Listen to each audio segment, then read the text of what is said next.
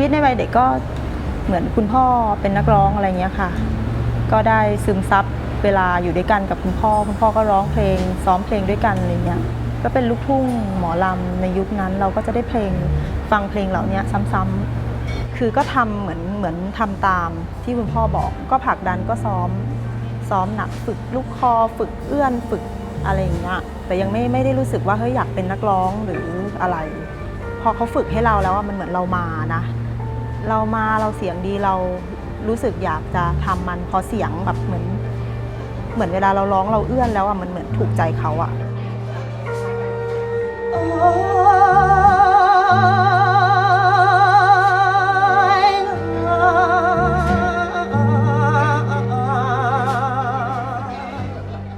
พอจบป .6 ก็เราก็ได้ไปอยู่กับวงดนตรีใกล้ๆบ้านก็คือไม่ได้เรียนละการเรียนหนังสือคือเป็นอะไรที่บ้านไม่ได้รู้สึกว่าการเรียนสำคัญก็โตแล้วก็ไปทำงานหาเงินเยอะๆก็อยู่กับวงดนตรีเนี้ยเป็นวงหมอลำที่แบบเพลงอะไรดังในยุคนั้นก็ร้องเพราะว่าเราเหมือนเราต้องเสพอยู่ตลอดเวลาไงข่าวสารเพลงไหนมาเพลงไหนดังคือเราต้องตามสมัยให้ทันเราก็มีความรู้สึกว่าเฮ้ยถ้าเป็นเรามันก็คงจะดีคือมันก็มาเองโดยอัตโนมัติด้วยงานด้วยอะไรเงี้ยก็มีความฝันอยากมีความสนใจจากผู้อื่นจึงต้องฝืนเอามาบังหน้าเจ้าของย้อนว่าอยากไอเดียตอนมาอยู่เชียงใหม่จริงๆพี่หนีตามผู้ชายมาพี่ก็แบบกะจะมาเที่ยวก็ขึ้นไปอยู่ปายกันก็มีความสุขก็ไม่อยากกลับแล้วช่วงนั้นเรารู้สึกว่าชีวิตเรามันห่างจากการร้องเพลงโดยอัตโนมัติพอเรามาเจอแฟนเราก็รู้สึกว่าเฮ้ยเราเหมือนผู้หญิงทั่วไปอยู่บ้านอะไรเงี้ยไม่อยากทำงานละแต่พอมาถึงจุดหนึ่งไม่รู้คือมันชีวิตมันเหมือนกลับมาให้เราได้มาเจอกับการร้องเพลงอีก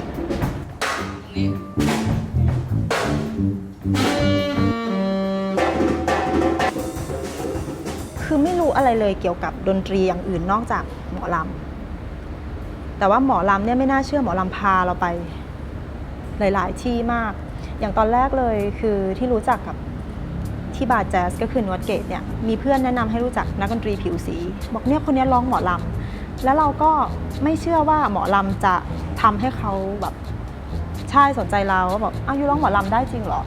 ใช่ฉันเป็นนักร้องหมอลำอะไรเงี้ยเขาก็บอกเราลองทำแบบ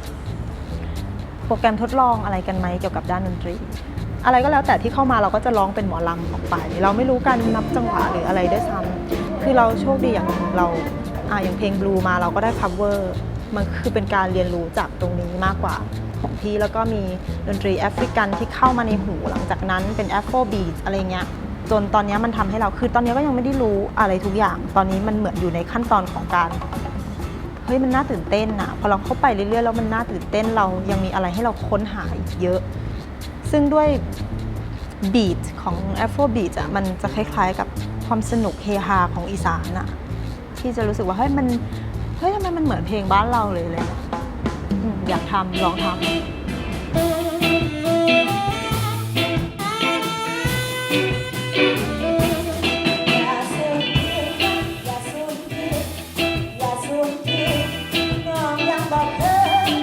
จุดเปลี่ยนจริงๆเลยก็คือเหมือนตอนไปฝรั่งเศสก็คือไปร้องหมอลำมีพี่คนหนึ่งที่เป็นพี่อยู่วงบุญฮักษาเขาก็ดึงเราไปด้วยอะไรเงี้ยเราก็ได้ไปร้องหมอลำอย่างที่พี่บอกคือพอทำแล้วมันเริ่มสนุกมันเริ่มแบบเฮ้ย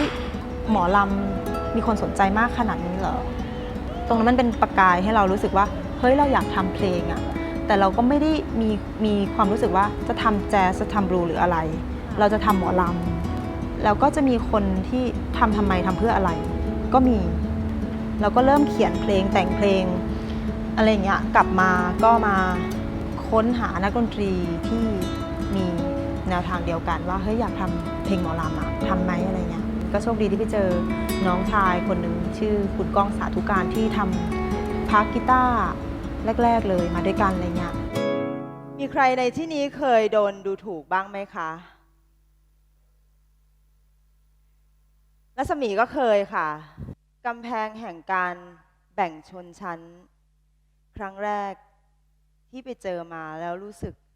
เจ็บปวดมากที่มีคนมาบอกว่าค คุณไม่ควรมาร้องเพลงหมอลำที่นี่เพราะว่าที่นี่มันเป็นที่ของคนชั้นสูงแต่เพลงหมอลำของคุณคือเพลงของคนชั้นต่ำแต่ว่าวันนี้นะคะ เดี๋ยวเราจะมาร่วมกันทลายกำแพงนั้นด้วยกันแล้วแม่นว่าน้อชายไอ้โอดเอาไว้เด้อใจผู้ขาบ่อยากเว้าบ่อยากว่าแต่เรื่องนำพาน้อข่อยเป็นสาวผู้โก้ข่อยมันโตบ่ใหญ่ข่อยอยากบอกออกไปว่าน้อยใจอีหลีเรื่องก็มีอยู่ว่าในมือนั้นมาห้องเพลงแสนไก่มองที่มีตึกใหญ่ๆรถแล่นไปแล่นมาบ่เศร้าจากเถื่อในตอนนั้นมีคนบอกว่าให้เจ้าเศร้าห้องสาเขาฟังบ่ออกเสียงแว่วๆมาบอกว่าไม่เอาหมอลำเสียงนั้นไม่เลิศล้ำทั้งเสียงพินเสียงแคน Don't play your music here Don't play your music here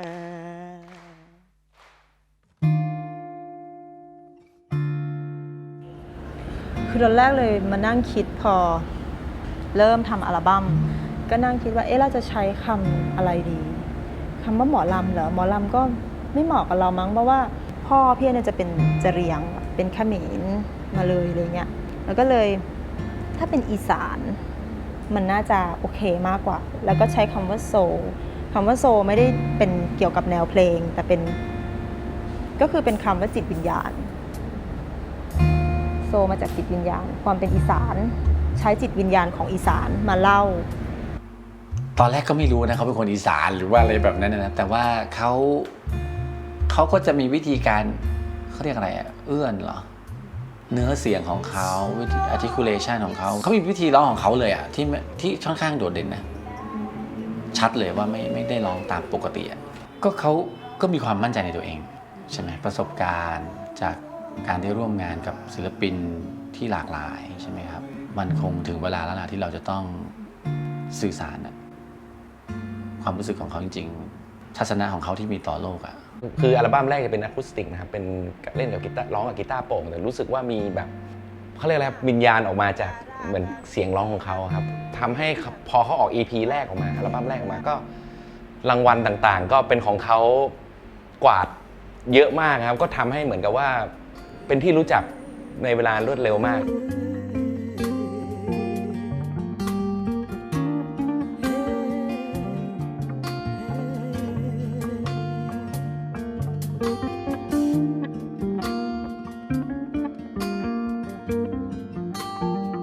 เราก็ไม่ได้คิดว่ามันจะแบบมีคนให้ความสำคัญนะเพราะว่าเวลาเราทำอะไรที่เป็นส่วนตัวมากๆมันเราจะไม่รู้สึกว่าแบบคนจะเก็ตกับเราไหมหรืออะไร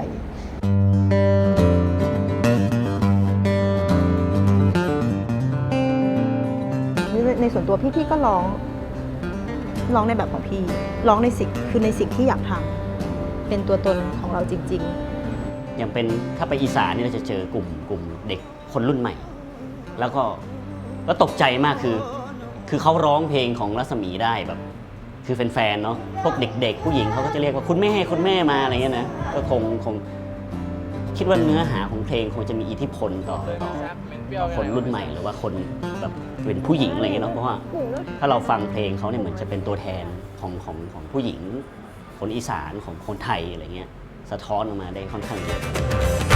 จบป .6 บ่ได้เรียนหนังสือเพราะบ่มีเงินซื้อตำรอกตำราอยู่กับคนพี่บ้านในป่าในดงบ้านฉันคนรุ่นเดียวกันเขาได้เรียนหนังสือมีรถทับสู้มือยามเช้ายามแลงแต่ฉันนี่ส่วนฉันนี่บ่มีสิทธิ์สิได้เรียนเขียนเรียนอ่านซึ่งจิตทรมานแต่ก็ต้องอดเอาเพราะว่าเฮามันทุกข์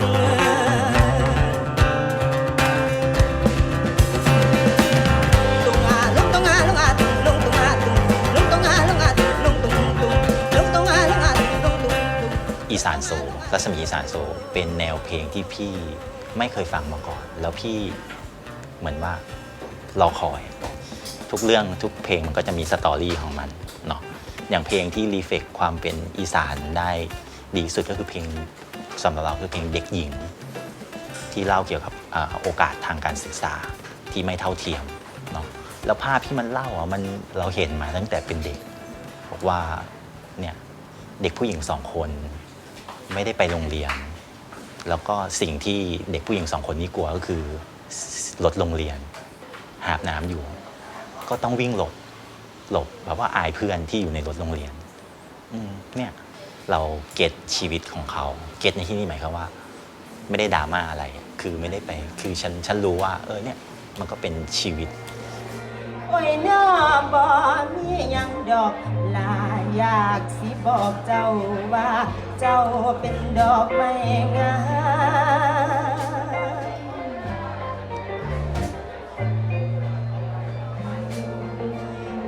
มงามงามงามงามงามงามงามงามงามงามงามงามอยากให้กำมาเมามีพี่เสื้อตัวงามมาไล่ตามเกสรเจ้าอย่าสิอยากไปลองสิ่งที่ทำให้มองเศร้าสิ่งงามสุดในตัวเจ้า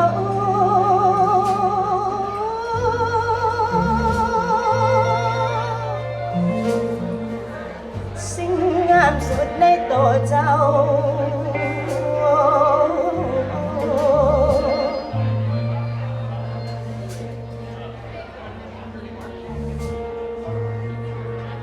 คือจิตวิญญา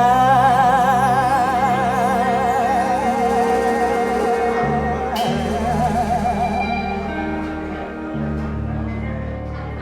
นางเอ๋ย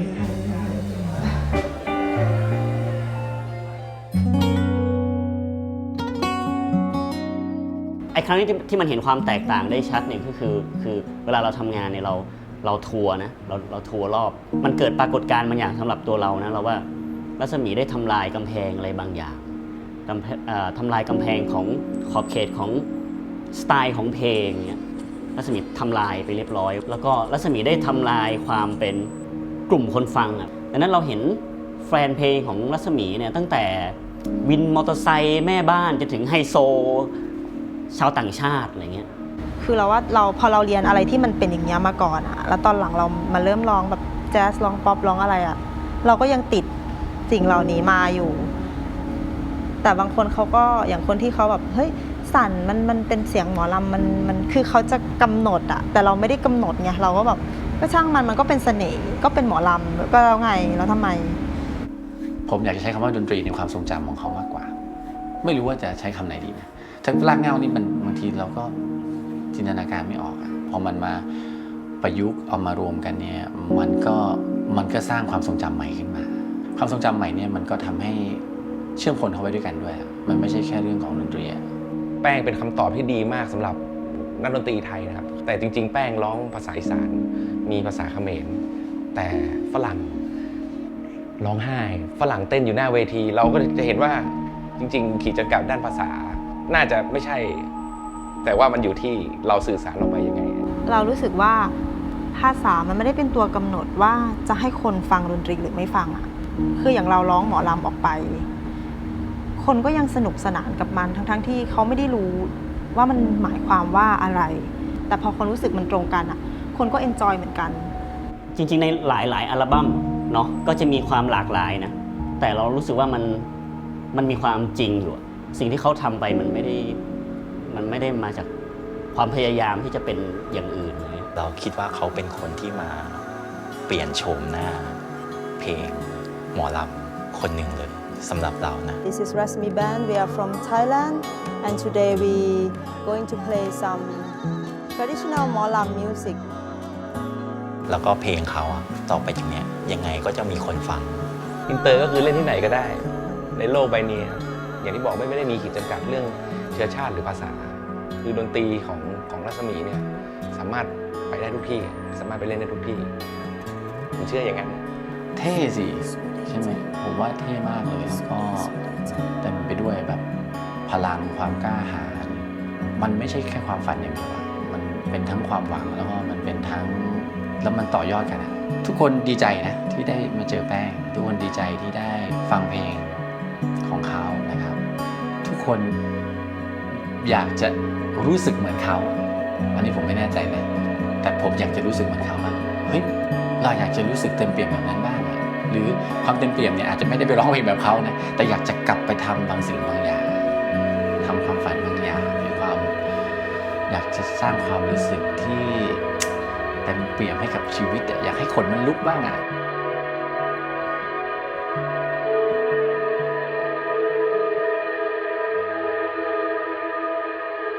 จุดที่ประสบความสำเร็จที่สุด